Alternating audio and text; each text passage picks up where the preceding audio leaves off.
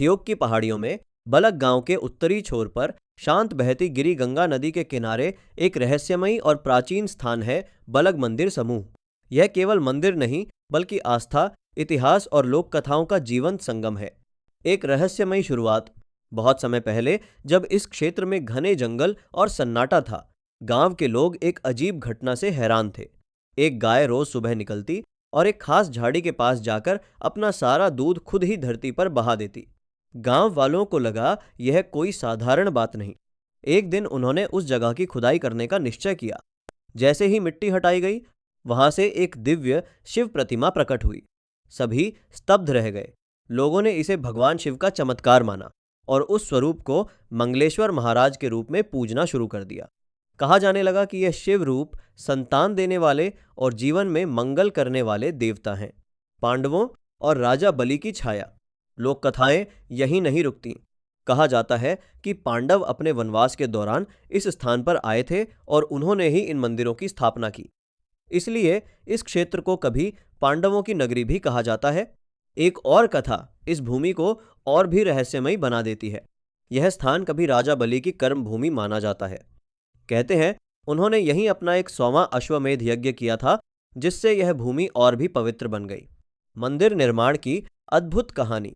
जब यह चमत्कार पूरे क्षेत्र में फैल गया तो रतेश रियासत के राजा ने यहाँ भव्य मंदिर बनवाने का निर्णय लिया।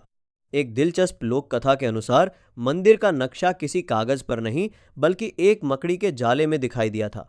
इसे ईश्वरीय संकेत मानकर गांव के ठाकुर ने मंदिर निर्माण शुरू करवाया। मंदिर बनने के बाद क्षेत्र में खुशहाली आई, बीमारियां, भूखमरी और संकट धीरे धीरे खत्म होने लगे।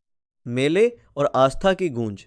समय बीतता गया लेकिन आस्था और भी गहरी होती गई। यहाँ हर साल भव्य मेले लगने लगे।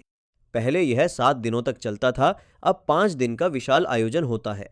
इन दिनों में पुजारी लगातार 4 दिन रात तक पूजा करते हैं।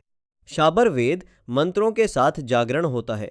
ढोल, नगाड़ों, शहनाइयों और जयकारों से पूरा क्षेत्र गूंज उठता है। पत्थरों में छिपा इतिहास। इन मंदिरों की संरचना भी अपने आप में अनोखी है। 9वीं-10वीं शताब्दी के ये मंदिर नागरा शैली में बने हैं।